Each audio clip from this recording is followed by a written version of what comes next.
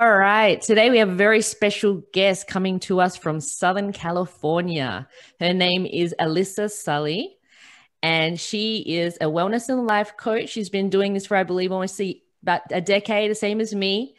And she's absolutely amazing. She dives into mindset. She's all about reinventing yourself, and which I absolutely love. She has a community called Reinvent You Diaries. And I'm so excited to introduce you guys to her. So, welcome to the show, Alyssa.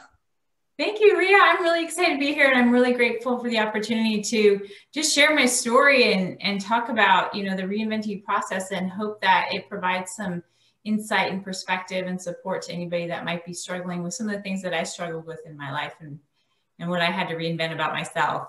Yeah. Yeah, exactly. And that's exactly why I wanted to bring you on. So maybe we'll just dive right in and I'll let you talk to that.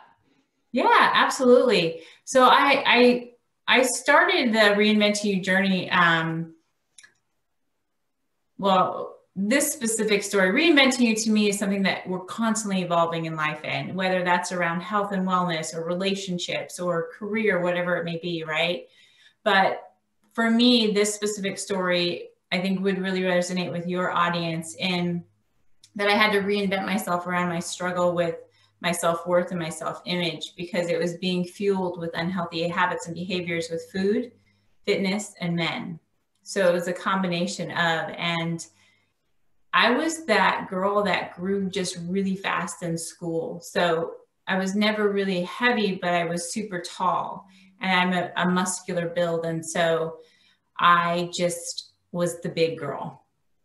And I never really felt like I belonged or was accepted. I always wanted to be small and petite and cute, right? Because that's what a girl was supposed to be. That's how it was labeled. And so I remember in middle school, I was in the bathroom and I had been washing my hands, and I looked up in the mirror and I was standing right next to a girl that was everything I wanted to be. She was small and petite and had like the perfect hair and the perfect jawline. And I looked at myself and I was this big girl that towered over her, and I had this like Indian structured jaw, and it just made me want to shrink.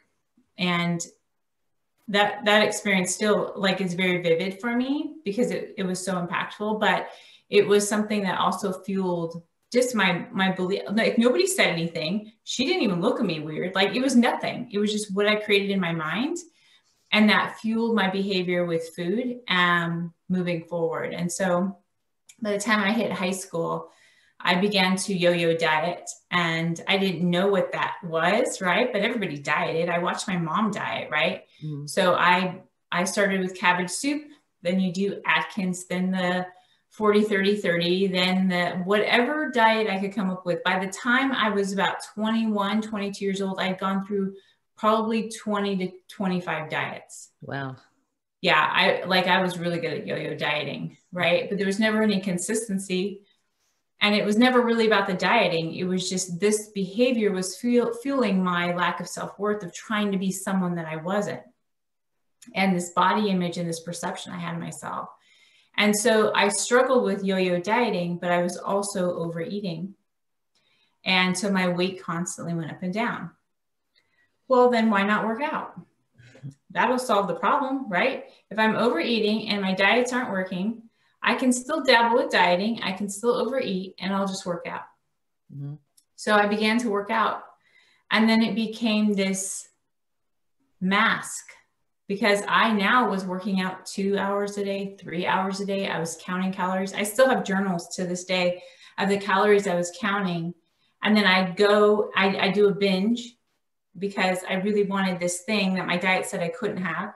So I'd binge and I'd count my calories, and then I'd go to the gym for whatever duration of time I had to burn those calories.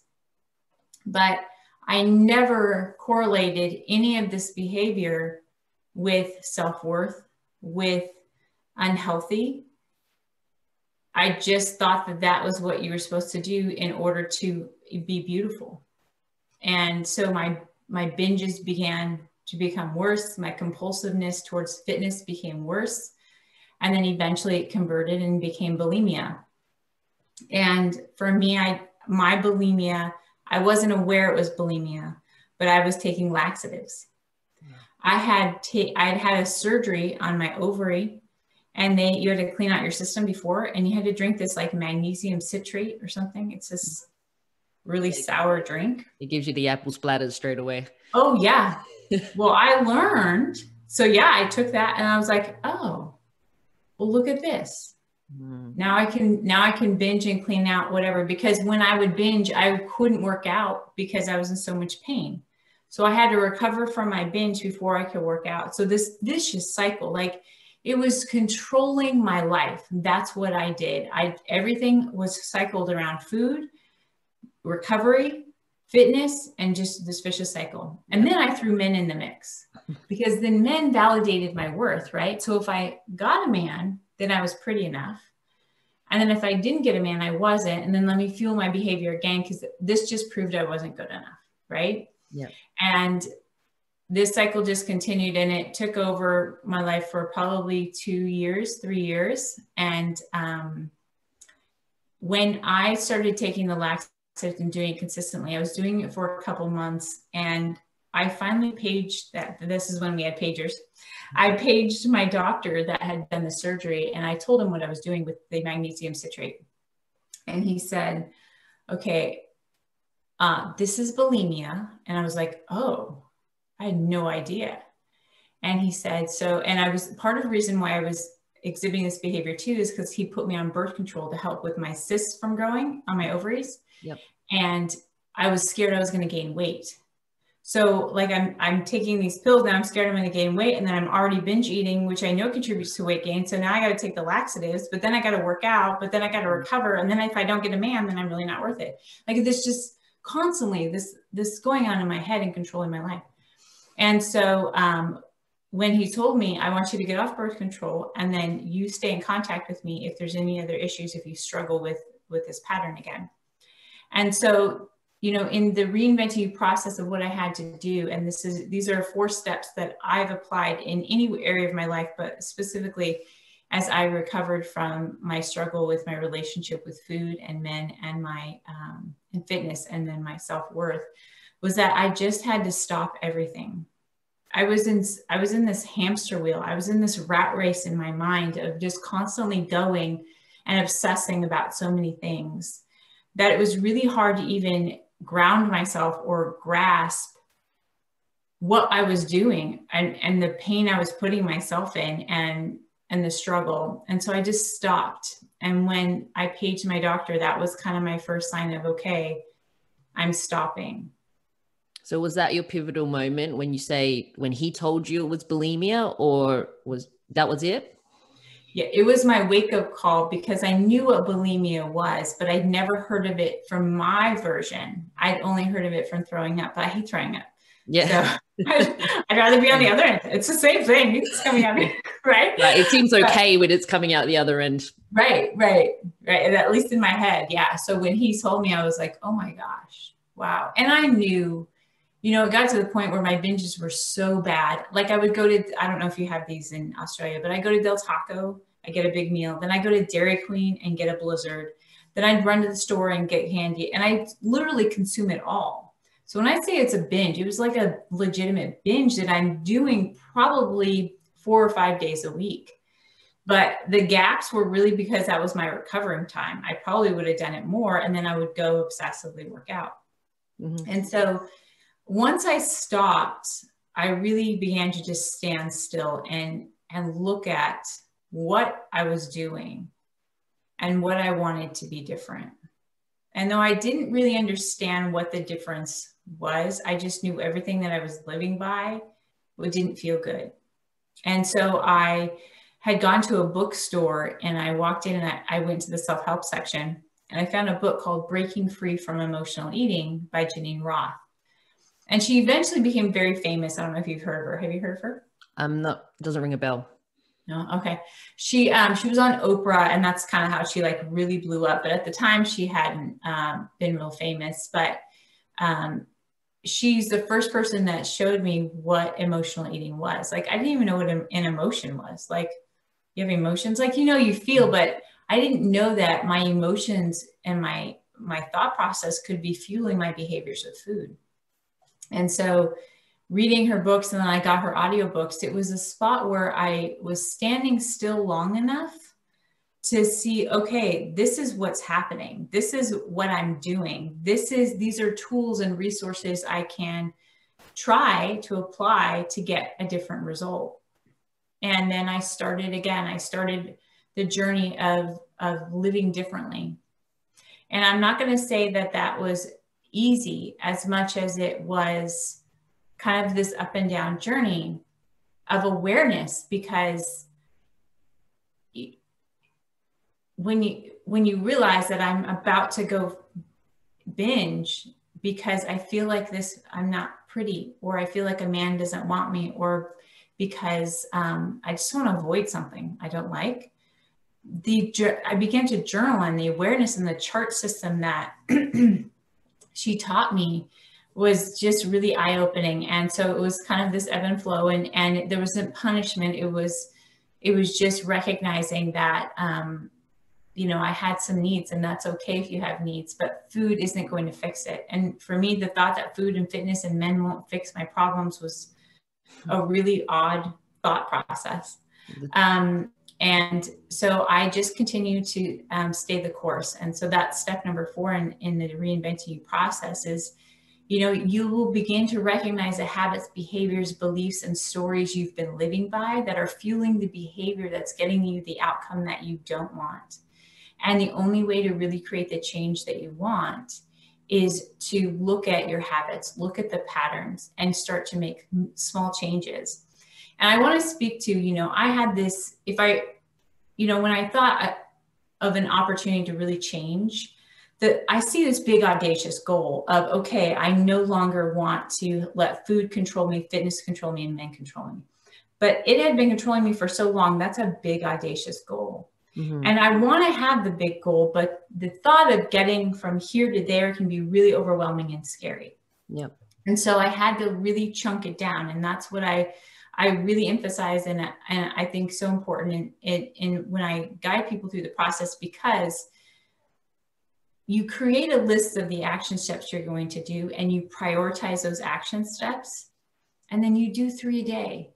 You have to chunk it down and keep it small, because every step along the way is building your self-confidence and self-trust and an understanding about yourself that will fuel you forward. If you think you're going to go from here to here, 1, that it's not possible, but 2, it's going to overwhelm you and you're going to get intimidated and you're just going to stop along the way. And we don't want that, right? We want to continue to progress forward. So I encourage people to take baby steps, and that's 3 steps a day towards, and for me with the relationship with food, it was literally eat when I'm hungry. That sounds easy, but that was not, because food controlled me. Yep. Write down anytime I ate when I wasn't hungry. And then I had to score my hunger level. So there was no punishment if I ate outside of hunger, but how hungry was I? And what emotion was present. But that was it, 3 a day, anytime. Like, that was all I did, was focus on these baby steps that eventually led me to the end result of, I know I'm worth it. I don't need a man. I'm divorced now. Like, a man will not define me. And I'm not saying that it's not great to have a relationship. I'm just saying that for me, for so long, that was a defining factor. It's okay if I'm not the same size or have the same body type as everyone else. Like, that's me. Like, I'm my own individual. There's a lot of beauty and uniqueness and having different body types, and, just owning who you are. And so, that's my journey in a nutshell, just consistency and really finding, shifting that mindset and the beliefs that I was living by to become a new me. That's amazing. And it has been quite the journey. I relate a lot to your journey, and without having to if we could extend this for far too long, if we would dive into all the little details. But I mean, ironically enough, you wouldn't think it, because I like to think I'm average height, but I had a really quick growth spurt in primary school. So I was also you wouldn't think it. If you knew me now, you'd be laughing. But I was the tallest girl in my primary school. So I was the girl at the back line in the photo, in the class photo. Me too. I had the development first, so I was growing the boobs, and I hated it because no one else had boobs and everything like that. And then it's like I stopped, so everyone surpassed me after that. Right. But I totally understand what you're saying. It was just, and people look at you like, well, you're weird, and I definitely did not fit in high school in any shape or form, so and all of the self-perception of wanting to be the pretty girl and not feeling like the pretty girl. And we women, we go through so much, like, because back when, I guess, when you and I were younger, it's like there was different idols back then. The small petite girl, the skinny supermodel, and you were supposed to be petite and skinny back then. Right. And even though by frame I'm somewhat petite, but I always saw myself as fat, because in some terms I was skinny fat, because I was I always held weight around my midsection, and I hated it, and I was always very self-conscious about that. And all I really wanted was abs. And exactly the same thing. It's like you go out on the weekends and you're like, all right, I need to make sure that I fit into that dress I'm going to wear on the weekend. So I'm basically going to starve myself, hit the gym, do lots of cardio to burn off all the calories, the quote calories I've eaten. And then I'll fit into that dress. And then that day, like most of the time, I'll eat nothing. Like I'll eat very little that day because I have to fit into that dress, wear that, look hot that night. And then the next day, it was just a massive binge. It was just because you're starving, right? So by Sunday, if you've drank, you're hungover and you're hungry. So you're eating all of the food in sight. And then by Monday, you just want junk food. So it's like, right. To soak up the alcohol. And then on Monday and Tuesday, and then you're feeling fat again. And then you're like, oh my God, I'm disgusting. All this self-talk that's going through. And then you start the process again. And it's just this, like you said, it's the hamster wheel, but it's just like the most unhealthiest psychological head screw to go through. And we women go through that for at least, 15, 20 years, right? Yeah, as soon as we sort of hit that age where dating is a thing, and perception is like you want to be pretty and you want to be liked and liked by men, attracting partners, and why aren't I in a relationship? And then you start questioning yourself, so everything you've said there is just so real and so true for all women. I don't think there's any woman, one of my closest friends in high school, she went through anorexia because she was the chubby girl. She didn't want to be the chubby girl anymore, and she got hospitalized, and it just got to that point. And that was eye-opening for me. But even then I was too young to understand really the psychological reasons behind that, and that I was doing my version of it, with myself in that cycle of I'll eat less, exercise more, which is what I try to promote now. It's eat better, not less. And not trying to be at the gym for 2-3 hours, because who's got time for that, right? You want to have a life too. So it's just super fascinating that, I've made a realization, people deal with emotions in a very unique way. And I find with myself, with binge eating and things like that, or it's a form of self-harm, and people do that in their own way. But the most common one is food and emotional eating.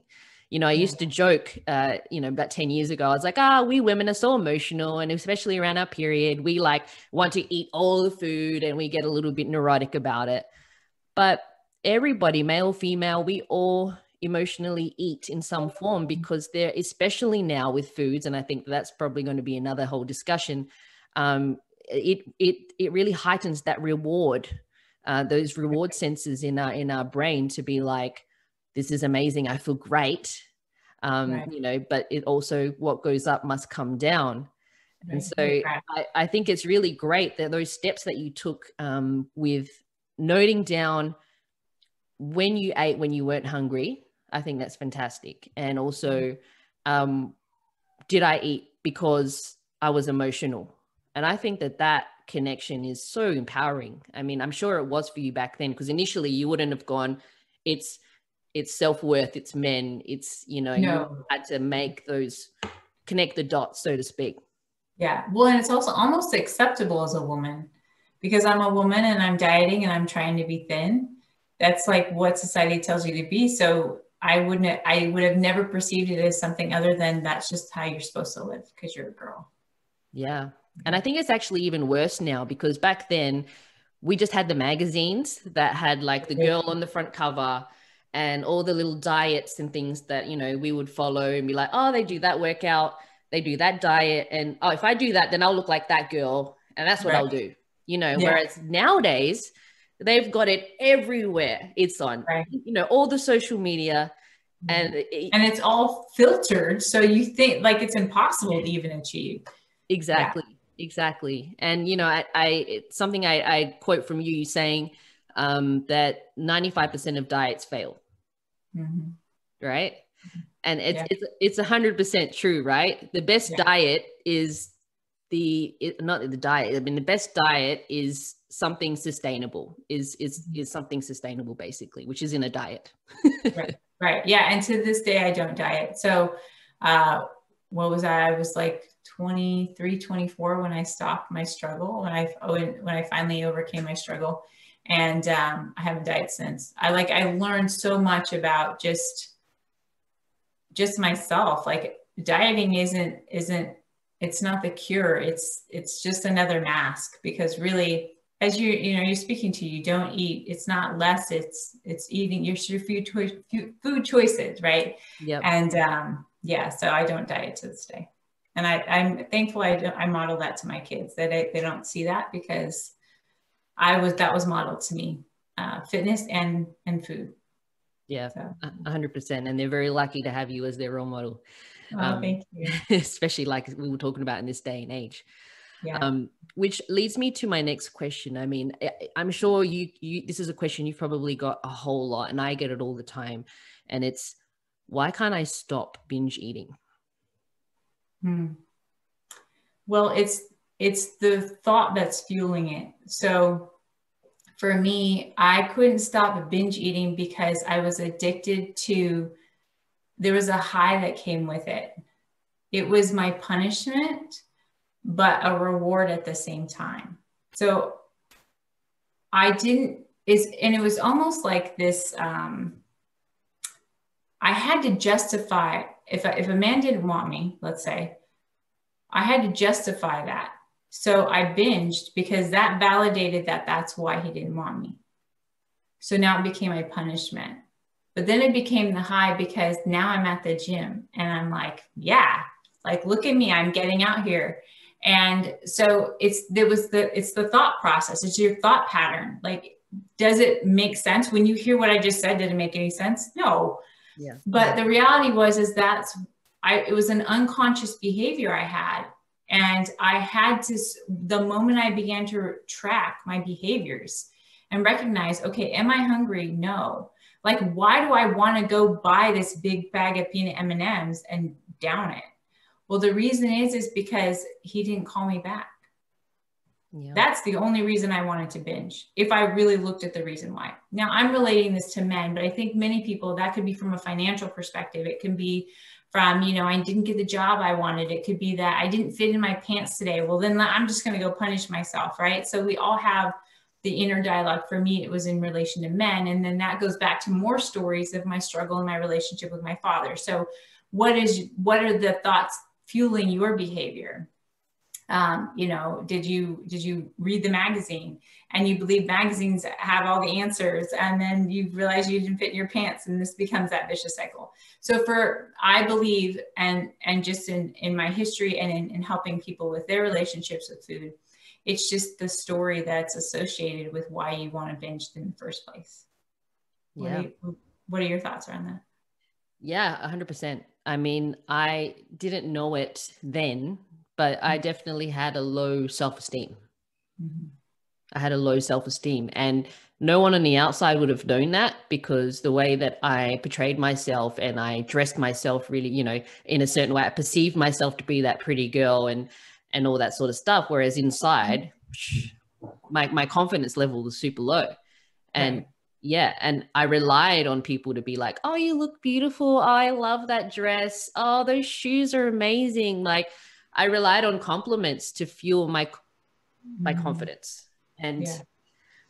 yeah, I think that really is the source of, and I guess not knowing, not having that connection to my true self, or understanding who my true self really was. You Yeah. know, we're so easily influenced when we're younger, and it's the people we hang around, and we're trying to fit in. Yeah. These things really, trigger a lot of our own behaviors, like you were saying. And then it's not till something happens generally that we do a pattern interrupt and then reassess. And it's Right. like, why am I acting this way? Or why do I care that he didn't call me? Or, Right. oh, like, why is that even a thing? Yeah. Whose Yeah. values are they? Like, and that's that value system. It's like, whose values are they? Are they mine? Are they my parents? Are they Right. my friends? Yeah. Yeah. And the influences around us, like you're saying, yeah, absolutely. And I think, we look at anyone who struggled with food, we don't really realize the depth of what's behind it. I did not know that I did not have self-worth. I did not know that I allowed relationships with men to fuel my confidence. Um, and I think, I don't want to make it sound like it's a horrific process of transformation. It's just a journey. And if you really want to heal, it's just taking those baby steps and recognizing what isn't working, put in new patterns in place, and you can get the end result that you want. It's a beautiful process when you get there. And there's definitely, it's not about being perfect. It's about staying the course and being willing to put in the time, because it took me, because of how far down the rabbit hole I was. And I think everybody's in different stages, right? There's some people that are right at the top of the rabbit hole and they're looking in, they're like, something needs to shift. Some people are halfway down that rabbit hole and they're like, okay, yeah, I'm ready to make some changes. And some people like me were at the rock bottom of that rabbit hole. And so for me, it took longer to climb out, but you don't have to be that far. So maybe this podcast might be of service to someone who's not as far down the rabbit hole, and recognizing, okay, I have this self-worth piece, or I have this talk track or this belief system that's fueling this behavior. And let me explore that and take those baby steps to heal. Yeah, I think that, what you're saying and the work that you and I do in helping people dive deep into who they truly are and what they truly want is so impactful, and when I meet women, and it's mostly women who will open up about these sorts of things, and they'll say, I really want to be this weight, or I really want to look this way.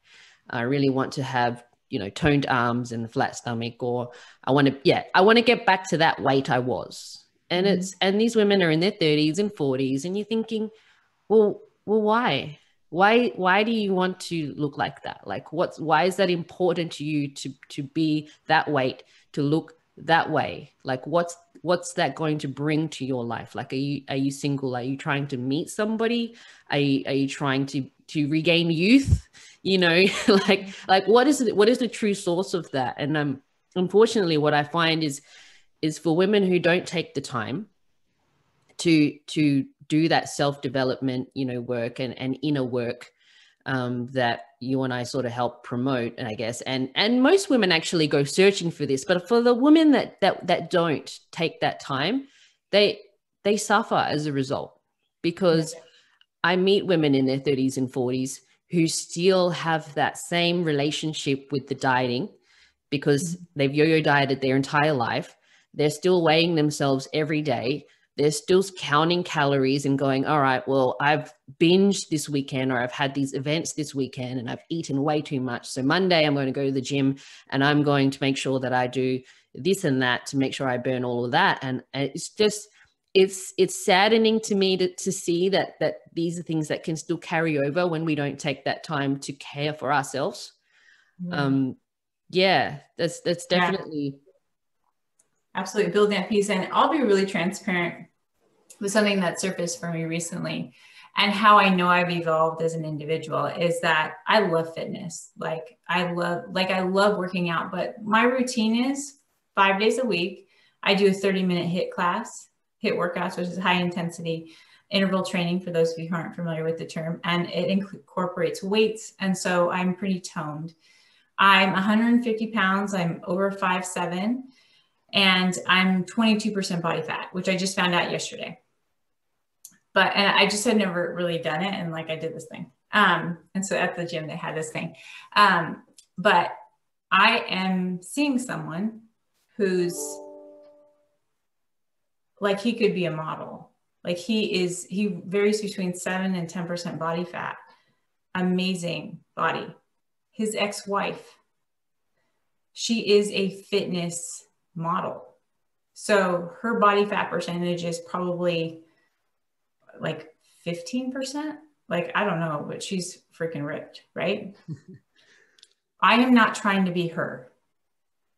If he doesn't like me for me, we say I have the same value system where fitness and health is important, right? Mm-hmm. But I am not trying to now be 15% body fat and shift my whole diet and shift my workout regimen, because she works out totally different than me, to become somebody that he was with, right? Or to try and live up to a certain standard that's not in alignment with who I am and what I want. Like, I'm fit, I'm healthy, I feel good in my body, like, and so, and I just speak to it because I'm proud of myself for who I've evolved into becoming. Because if I was my 22-year-old self, like, holy cow, I would have gone on a hardcore diet, a hardcore workout regimen. That would have been my life. And if he did not want me, then I would be nothing.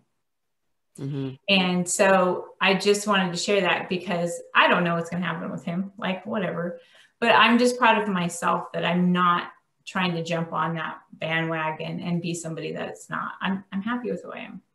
So That's beautiful. Thank you so much for sharing that. I think that really does speak to the evolving, that, the full circle, that you've come to that point where you love yourself, you're comfortable in your skin, and, you don't need a man to validate who you are as a person. And, that's wonderful. Like, that, you can't ask for anything more than that. And yeah, I've been there too with the guy that's like, oh, you get a little heavy around there, and then it's like, then you're super paranoid, and you're like, oh my god, am I? And then you start to, and so having a partner that fully loves and accepts you for who you are and thinks you're beautiful even when you think, oh man, I'm not having a great day. But then that partner says, wow, you look really pretty, like, you look beautiful today, and you're like, oh wow, thank you. And that's so much more genuine than, what's your body fat percentage? When's the last time you get tested? Like, oh wow, you can really see a vein on that ab, and and this is the really funny thing about percentages. What women perceive, and I'll speak to it real quick because it's so common. Because when women come to me at the gym, my clinic's within a gym, and they're just like, oh, what percentage do I need to get down to? Is it like 15%? Like, what do you get down to when you do a bodybuilding comp? Surely it's like, you're like single digits. And I was like, hang on a second, hold up. Those shredded pretty girls on social media that look really lean, they're around 19, 20%. And people they're like, no way. Like, and even so, I do a yearly DEXA because I don't really have anyone in my state that I can do caliper testing that I do with my clients and things. But because DEXA is like a full on X-ray, and it checks your visceral fat and everything. And the last one I did, I was about 19%, and one of my clients is a male, and he was just like, oh, you're 19%? No way. Like, you're super lean. Like, goes, I thought you would be like 13, 14%. And I said, well, thank you. I said, but that's the misconception is we think we need to be in the low teens in percentage, but what actually is what you're saying, 22%, 19, 22%. Actually it's 20 plus, really 20 to early 20s is a healthy body fat percentage to be, but that's not what people believe, to be true.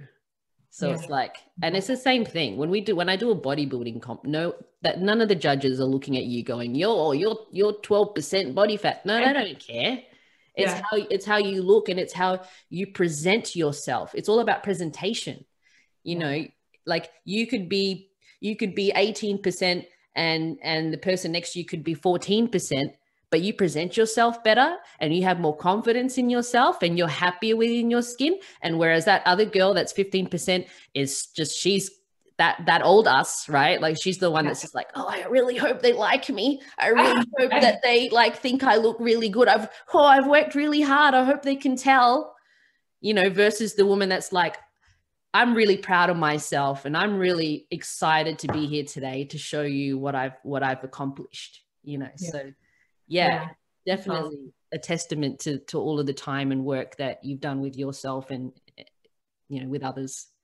Yeah. Well, and thank you for like shedding light on that, because it is like, I mean, I've never really followed percentages, but I'm aware of them. And so I can only imagine that just becomes another number that people obsess about. I always had obsessed about the scale number, which depending on which scale you stand on, you know, but I can see how women obsess about percentages. So thank you for shedding light on that. That's I think it's something that needs to be spoken more about, you know. I mean, I have a client in her 40s and she's obsessed with being a certain weight, and so we're obviously dealing with those issues behind why she feels like she needs to be, you know, what's the equivalent in pounds?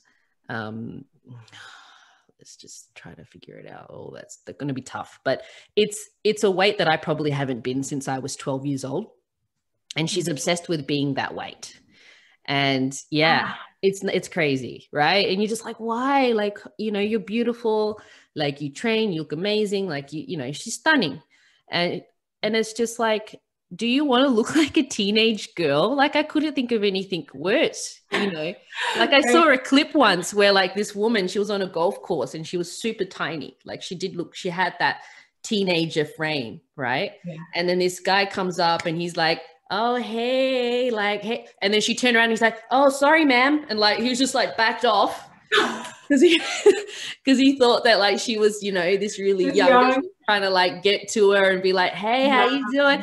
And then she was just turned around and he's like, oh, sorry, ma'am, sorry. You know, it's like we're women, like we have curves and we have all these great things, and our bodies evolve as we do as we get older, and we just have to highlight and appreciate them, you know, not trying to look like, you know, someone else. And you know, if you were a teenager now and you were that tall, muscular girl, my goodness, you would be like the most popular girl in school, because look, we're all popular now, right? I know it evolved. Like, that's so funny what evolves. And my mom was the same like size and build as me, but at the time it was like hippie time. So like you wanted small, you know, like everything she wasn't. But then she, you know, I was in high school and she's like, oh, you know, everybody should like your body. Like you don't worry about it. I'm like, but they don't, Mom. Like, it's just funny how, and now everybody like with the Kardashians, I mean, I don't even know if that's real, but I don't have that butt. Sorry, I don't even know how to get that butt, but yeah. Yes, that they are making waves in how women are perceiving their need to look like, which is wow. I kind of prefer the petite and skinny phase that we had to go through. I know, right? Yeah, because getting your derriere to be that, I mean, I think what these women need to realize is by making all these alterations, you know, cosmetic alterations to yourself, because, you know, most of these butts aren't real. And because butts are hard work to grow, let's be honest. And, you know, these duck lips and all of the cosmetic enhancements that women are making, they're completely altering how you look. Like, you no longer look like you. And they're doing it super young as well. So like when you're literally peaking through your beauty and you've got all these youthful things going on. You're altering it. Like, well, and what's going to happen when you get older? Like if I don't know what you put in your butt. Is that like butt implants or something to make it that large. Like I could only imagine what happens when you get older. Like, yeah, well, it's like boob implants, I guess. Same yeah, thing. You don't probably. really know what you're putting in you, but you're putting something in to enhance it, you know. Right. And even guys go as far as getting their calves and things like that. They get implants in there. Really? Oh, I Yeah. didn't know that. It's crazy. When I learned that, I was like, guys are doing what now? You know, and I mean, you've seen it. They do biceps and things like, just go earn it. You know, if you earn your muscle, when you earn those results, you get to keep it. They're yours. Right. Yeah. Talk about building confidence. Like I would much rather love and own my stretch marks as a mom. I have stretch marks on my butt. I have stretch marks like a cat attacked me on my stomach. You know, I work out and I tighten that area. Is it perfect? No. When I do a push-up, it sags a little bit, but I had kids. It's stretched out. I mean, I know women who then go get a tummy tuck and it creates stretch marks the opposite direction. So I have a friend, her skin is still loose because it's funky. And then she got tattoos all across her stomach to hide the stretch marks that now went this way, vertical and horizontal. So it was worse than if she just embraced the little bit of extra skin in the stretch marks she has. But yeah. That's crazy. Yeah. The things that you can do nowadays and the extents that people go to just to try to be, quote, perfect, you know, and I know that that's something that you and I also have in common is trying to be perfect, and that perfectionism, which, you know, now I've realized is perfection is paralyzing. Right. That it literally is paralyzing. Yeah. And it stops you from doing anything at all. Right. Yeah. It fuels that fear of I will never reach it. And it's because you can't. So embrace what you become, set a goal and strive for it and do the work and get the results and, you know, go through the journey. That's where the healing and the self-gratification and the confidence comes from. It's not from paying somebody to pop in something and calling it good. Yep. Yeah. Absolutely. Well, I think this has been absolutely filled with so much great content. I think this is going to be able to help so many women at whatever stage that they're at, you know, whether they're at like you said, at the top of the rabbit hole looking down, or if they're halfway, you know, or they're deep. It's just that awareness of knowing that something has to change and loving yourself enough to initiate change, to move forward and to become the you're supposed to, which is what I love, what you're all about with the reinventing you, coaching that you do and the community that you're building. It's really, really a beautiful thing. Well, thank you, Ria. I appreciate it. And I created a PDF with the 4 steps of just getting unstuck. And it's just a simple, you know, process you can just start implementing today. The stop, stand still, start again, and stay the course. And it's just a reminder of, you know, when you feel stuck. So they're welcome to access that at any point if they feel they need the reminder. But, yeah. Absolutely. I recommend everyone going to your website to download that at their earliest convenience, because, you know, a quick 4-step process like that, you know, can make a big lasting change in your life. So thank you so much for offering that to my audience. Yeah. A final question I want to ask you. I mean, obviously, you know, this podcast is called Summon Your Superhuman. And for the people who can't see the video, I have a Wonder Woman image in my background, which I always think is fitting when I speak to strong and loving, courageous women like yourself. So I just wanted to ask you, what does summoning your superhuman mean to you? Summoning your superhuman means to me, it's the process of what you're willing to do to become your most authentic self. Because that's where love is. That's where beauty is. That's where fulfillment is being who you are and not trying to be anything other than that. And not allowing society or people or perceptions of others or these old stories we play or these old labels we gave ourselves to control our lives. But it's being true to ourselves, summoning that part of us that is just beautiful. We don't have to be anything other than who we were born to be. And we don't have to pretend. So to me, it's that process of learning how to really embrace who you are and your most authentic self and being your own superwoman, superhuman. That's amazing. I think we need not say anything more. That's a perfect way to finish this off. Thank you so much, Alyssa, for your time today. Everyone catch Alyssa at alyssasulli.com. Download that PDF, get in touch, get connected with her. And I'll definitely be staying connected with you, Alyssa. I really appreciate Thank you, Rhea. today. Yeah, and you'll be on my podcast soon, so you guys keep an eye out. Absolutely. Thank you, Rhea. I appreciate it. No Have a great worries. day.